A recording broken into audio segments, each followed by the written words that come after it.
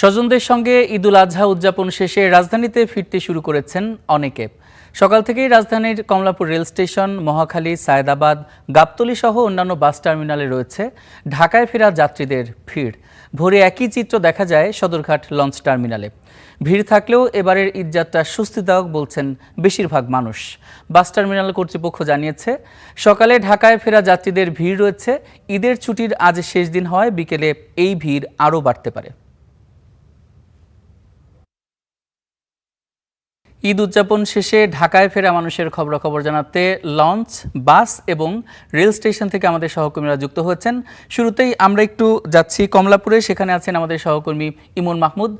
ইমন, এখন আসলে এই যাত্রীদের চাপ কেমন দেখছেন রেল স্টেশনে? আর কোনো ধরনের শিডিউল বিপর্যয়ের ঘটনা কি এখন পর্যন্ত ঘটেছে কিনা? ইমন, কমলাপুর রেল স্টেশনে যাত্রীদের অনেক চাপ এবং রোববারই মূলত আজ, যেহেতু আগামীকাল থেকে অফিস খুলছে, সুতরাং আগেভাগেই অনেকেই চলে আসছেন ঢাকাতে। বিশেষ করে যারা একটু ভোগান্তি এবং একটু ভিড় এড়াতে চান, তারা সকাল সকালই কমলাপুর রেল স্টেশনে চলে আসেন, অর্থাৎ তারা রওনা দিয়েছেন রাত্রে এবং এখন ভোর রাত থেকে এখন পর্যন্ত প্রায় 10টি ট্রেন কমলাপুর রেল স্টেশনে এসে পৌঁছেছে, যার মধ্যে ধূমকেতু এক্সপ্রেস রয়েছে নীলসাগর এক্সপ্রেস, এরকম অনেকগুলো ট্রেন সকাল থেকে এসেছে। পর্যটক এক্সপ্রেস, বুড়িমারি এক্সপ্রেস একটু আগে আসলো, বুড়িমারি এক্সপ্রেস যেটি একটু আগেই কমলাপুর স্টেশনে এসে থেমেছে এবং তার যাত্রীরা ট্রেন থেকে নেমে বের হচ্ছে বাইরে। শুধুমাত্র যে যারা ফিরছে এদের ছুটি কাটিয়ে তারাই যে এখানে আসছে ব্যাপারটা এমন নয়, এবং বেশ উল্লেখযোগ্য একটি সংখ্যক যাত্রী তারা কিন্তু আজ বাড়ি যাচ্ছেন। বিশেষ করে নারী এবং শিশু যাত্রীদের সংখ্যা আমরা তুলনামূলক বেশি দেখছি, যারা যারা যারা ঈদের ছুটির পরে এখন বাড়ি যাচ্ছেন। মূলত আমরা বেশ কয়েকজনের সাথে কথা বলেছি যে কেন তারা ঈদের পরে বাড়িতে যাচ্ছে, কারণ বেশিরভাগই যায় ঈদের আগের ছুটিতে। তো তারা যেটি জানালেন যে ঈদের আগে যেহেতু ট্রেনে তারা অনেক ভিড় দেখেছেন এবং অনেকে অনলাইনে টিকিট কাটতে পারেননি এবং অনেকে বিভিন্ন সেবামূলক প্রতিষ্ঠান বা কর্মস্থলে ছিলেন, তাদের চাকরি ছিল, তারা মূলত এখনও আজ থেকে তারা যাচ্ছেন। এবং আপনারা দেখছেন যে এই যে প্ল্যাটফর্মটি রয়েছে, যেটি শহরতলি প্ল্যাটফর্মের পাশেই 3 থেকে 16 নম্বর যে প্ল্যাটফর্ম, সেই প্ল্যাটফর্মে কিন্তু আপনি দেখছেন অনেক যাত্রী বসা আছে এবং যে যাত্রীগুলোর বেশিরভাগই কিন্তু শিশু এবং নারী, উল্লেখযোগ্য সংখ্যক শিশু এবং নারী, তারাই মূলত এখন বাড়িতে যাচ্ছেন। এবং আমরা স্টেশন মাস্টার যিনি আছেন কমলাপুর রেল স্টেশনে, তার সাথে কথা বললাম। তিনি জানিয়েছেন যে মোট 43 জোড়া আন্তনগর ট্রেন এই কমলাপুর স্টেশন থেকে ছেড়ে যায়। এছাড়া 23টি লোকাল এবং কমিউটার ট্রেন ছেড়ে যায়, যেটি আজকেও ছেড়ে যাবে। প্রায় 66টা ট্রেন ছেড়ে যাবে আজকে। এবং শিডিউল বিপর্যয়ের কথা যেটি বলছিলেন, শিডিউল বিপর্যয় হচ্ছে এবং যেটি ঈদের আগে হয়েছিল এবং সেটি হচ্ছে। তবে তারা বলছেন তারা শিডিউল বিপর্যয় কমিয়ে আনার চেষ্টা করছেন এবং এখন তারা যেটি বলছেন যে যেহেতু যাত্রীদের চাপ আরও বাড়ছে এবং বিকালের পরে ঈদে রাজধানী ফেরা মানুষের চাপ আরও বাড়তে পারে বলে তারা ধারণা করছেন। এই ছিল কমলাপুর রেল স্টেশন থেকে ইমন মাহমুদ, আপনাকে অসংখ্য ধন্যবাদ। এবার আমরা সদরঘাট বাস টার্মিনালের খবর জানবো সহকর্মী আরিফিন ইমনের কাছ থেকে। আরিফিন ইমন, সদরঘাট লঞ্চ টার্মিনালের আসলে এখন কি অবস্থা দেখছেন? সেখানে যাত্রীদের চাপ কেমন দেখছেন? আর কোনো ধরনের অনিয়ম বা বিশৃঙ্খলার ঘটনা ঘটেছে কিনা? ইমন, সদরঘাট লঞ্চ টার্মিনালে একদম ভোরবেলায় আসলে দক্ষিণ অঞ্চলের যেসব লঞ্চগুলো রয়েছে সেই লঞ্চগুলো এই লঞ্চ টার্মিনালে এসেছে এবং তারা সেগুলো কিন্তু যাত্রী নামিয়ে চলে গেছে।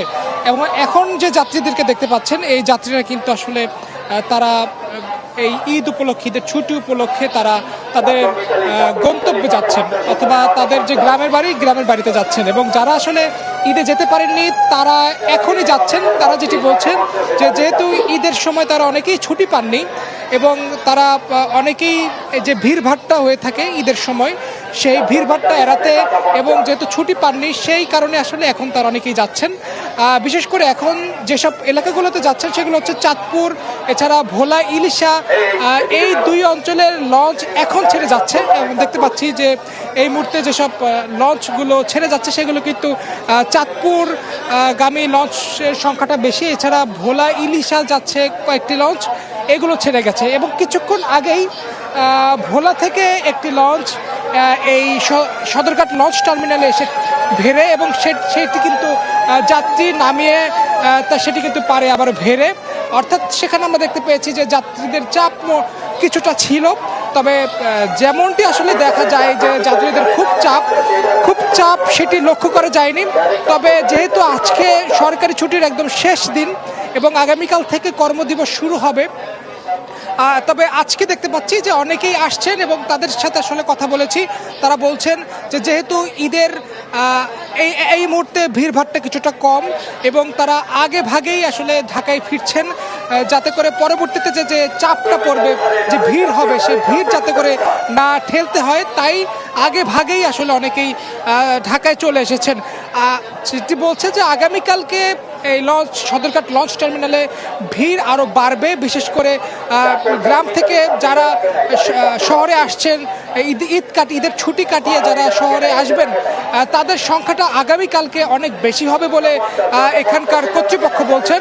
এবং এখন যেটি দেখা যাচ্ছে যে যাত্রীদের যে চাপগুলো, অর্থাৎ যাত্রীরা আস্তে আস্তে তাদের গন্তব্যে যাওয়ার জন্য আসছেন এবং তারা এসে লঞ্চগুলোতে উঠছেন। তবে এখন আপাতত কোনো লঞ্চ নতুন করে আসছে না, কারণ সকালবেলায় একদম ভোরবেলায় দক্ষিণাঞ্চলের লঞ্চগুলো এই সদরঘাটে এসে ভেড়ে এবং যাত্রী নামিয়ে দেন।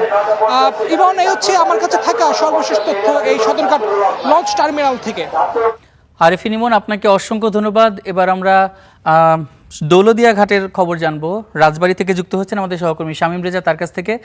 শামীম, দৌলদিয়া ঘাটে এখন আসলে ফেরি চলাচল কেমন দেখছেন আর মানুষের ভিড় কেমন দেখছেন, সব মিলিয়ে জানাবেন। আমরা আসলে সকাল থেকেই এই দৌলতদিয়া ঘাট এলাকাতে রয়েছি। এসে যেটা দেখেছি, দেশের ঈদ উদযাপন শেষে কিন্তু কর্মস্থলে ফিরতে শুরু করেছে মানুষ এবং সেই মানুষের চাপটা কিন্তু পড়েছে দৌলতদিয়া ঘাট এলাকাতে। আমরা দেখেছি যে দেশের দক্ষিণ পশ্চিম অঞ্চল থেকে যেসব যাত্রী এবং যানবাহন এই দৌলতদিয়া ফেরিঘাট হয়ে রাজধানী ঢাকায় প্রবেশ করছেন, তাদের কিন্তু চাপ লক্ষ্য করা গেছে। এই মুহূর্তের পরিস্থিতিটা যদি বলি তাহলে 2 মিনিট আগেই কিন্তু ভাষা শহীদ গোলাম মৌলা নামের একটি ফেরি এই দৌলতদিয়ার 7 নম্বর ফেরিঘাট এলাকা থেকে ছেড়ে গিয়েছে এবং শাহপরান ফেরিটি মানিকগঞ্জের পাটুরিয়া ঘাট থেকে এসে কিছুক্ষণ আগেই ভিড়েছে, যে কারণে এই ঘাটে কিন্তু এখন যাত্রীর বা যানবাহনের চাপটা কিন্তু কম। তবে অন্যান্য যে ঘাটগুলো রয়েছে সেই ঘাটগুলোতে কিন্তু যাত্রী এবং যানবাহনের চাপ রয়েছে। আমরা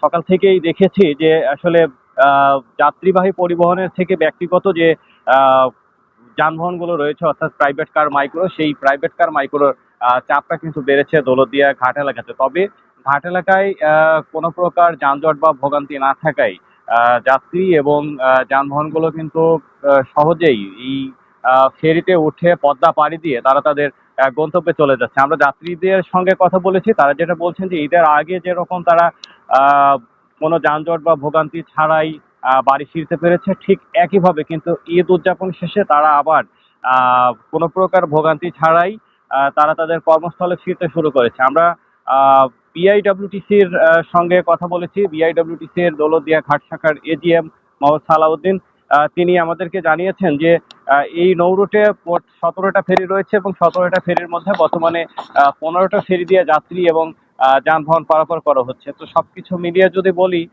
বেলা যত বাড়ছে যাত্রী এবং যানবাহনের চাপটাও কিন্তু বাড়ছে। তো এই ছিল এখন পর্যন্ত আমার কাছে দৌলতদিয়া ফেরিঘাটের সবশেষ খবর। শামীম রেজা, আপনাকে অসংখ্য ধন্যবাদ। এবার আমরা সড়ক পথের খবর জানবো সহকর্মী সাজুল ইসলাম সঞ্চয়ের কাছ থেকে। সঞ্চয়, আপনি সিরাজগঞ্জে আছেন, আপনি জানাবেন উত্তরবঙ্গগামী মানুষের চাপ কেমন দেখছেন ঢাকাগামী, আর এখন পর্যন্ত উত্তরবঙ্গ থেকে ঢাকাগামী কোনো জায়গায় জ্যামের কোনো ধরনের সৃষ্টি হয়েছে কিনা জানাবেন। এখন আপনি যেমনটি বলছিলেন, আসলে ঈদ উল আজহার যে ছুটি, সরকারি ছুটি, সেটি কিন্তু আজকে শেষ হয়ে যাচ্ছে, যার ফলে কিন্তু আসলে আগামীকাল থেকেই যে সরকারি অফিস আদালত যেগুলো চালু হবে, এর পাশাপাশি বেসরকারি যে প্রতিষ্ঠানগুলো সেগুলো কিন্তু চালু হয়ে যাবে, যার ফলে কিন্তু ইতিমধ্যেই উত্তর এবং দক্ষিণাঞ্চল থেকে যারা শ্রমজীবী মানুষ রয়েছে তারা কিন্তু রাজধানীতে ফিরতে শুরু করেছেন। আমি যদি একটু দেখাই, আমার ঠিক পিছনে আপনারা দেখতে পাচ্ছেন এখানে কিন্তু ঢাকামুখী যে যাত্রী তাদের একটি প্রচন্ড চাপ কিন্তু আমরা সকাল থেকেই লক্ষ্য করছি, যেটি এই যে স্থানটি হাটিকুমরুল গোল চত্বর, অর্থাৎ উত্তর এবং দক্ষিণাঞ্চলের যে সড়ক পথে যমুনা সেতু হয়ে রাজধানীর সাথে যোগাযোগ, সেটির কিন্তু মূল কেন্দ্র হিসেবে এই স্থানটিতে পরিচিত। এখানে আমরা যেমনটি দেখছি সকাল থেকে কিন্তু ধারাবাহিকভাবে আসলে যানবাহনের যে চাপ, অর্থাৎ রাজধানীমুখী যানবাহনের যে চাপ, সেটি কিন্তু আসলে বৃদ্ধি পাচ্ছে। এর পাশাপাশি আমরা আরেকটি বিষয় যেমনটি দেখছি যে এই ইন্টারচেঞ্জ অর্থাৎ হাটিকুমরুল এলাকার যে বাস স্টপগুলো রয়েছে, এগুলোতে কিন্তু আসলে ঢাকামুখী প্রচন্ড যাত্রীদের একটি ভিড় লক্ষ্য করা যাচ্ছে। সকাল থেকেই তারা কিন্তু আসলে যারা রাজধানীতে ফিরছেন, যাদের আগামীকালই হয়তো কর্মে যোগদান করতে হবে, তারা কিন্তু আসলে যে যানবাহন, সেই যানবাহনে এখান থেকে যানবাহনে চেপে কিন্তু আসলে রাজধানীর দিকে সড়ক পথে যাচ্ছেন। এখানে যাত্রীদের সাথে কথা বলে আমরা যেমনটি জানতে পারছি, আসলে এই ঢাকামুখী যাত্রীদের কাছ থেকে কিন্তু অতিরিক্ত ভাড়া আদায়ের একটি অভিযোগ কিন্তু তারা করছেন। অন্যান্য সময় যেখানে 250 থেকে 300 টাকায় আসলে হাটিকুমরুল থেকে রাজধানীর গাবতলী অথবা মহাখালীতে যেখানে ভাড়া নেওয়া হয়, সেখানে কিন্তু এখানে 400 থেকে 600 টাকা অবধি আজকে সকাল থেকে কিন্তু ভাড়া আদায় করা হচ্ছে, এমন অভিযোগ রয়েছে। তবে এই যে ভাড়ার যে নৈরাজ্য, এটি আসলে রোধ করার জন্য আইন শৃঙ্খলা বাহিনীর কিন্তু খুব একটা তৎপরতা আমরা এখানে দেখছি না। এর পাশাপাশি মহাসড়কে যানবাহনের কিন্তু একটি বিশৃঙ্খল পরিস্থিতিও কিন্তু এখানে আমরা আসলে দেখছি, শৃঙ্খলা কিন্তু রক্ষা হচ্ছে। এর পাশাপাশি আপনি যানজটের যে বিষয়টি বলছিলেন, আসলে এখন অবধি কিন্তু আমরা সিরাজগঞ্জ অংশে যমুনা সেতু পশ্চিম যে মহাসড়ক, এই মহাসড়কের কোথাও কিন্তু আমরা যানজটের কোনো খবর এখন পর্যন্ত দেখিনি। তবে বেলা গড়ানোর সাথে সাথে কিন্তু যানবাহনের, ঢাকামুখী যানবাহনের যে চাপ বাড়বে, তখন হয়তো যানজটের একটি আশঙ্কা কিন্তু রয়েছে। তো এই ছিল আমার কাছে সিরাজগঞ্জ থেকে কর্মস্থল রাজধানীমুখী মানুষের যে ঢল, তার সর্বশেষ খবর। ইমন। সঞ্চয়, আপনাকে অসংখ্য ধন্যবাদ। সড়ক, রেল এবং লঞ্চ পথে বাড়ি থেকে ঢাকাগামী মানুষের বা ঢাকা ফেরা মানুষের খবরাখবর জানাচ্ছিলেন আমাদের সহকর্মীরা।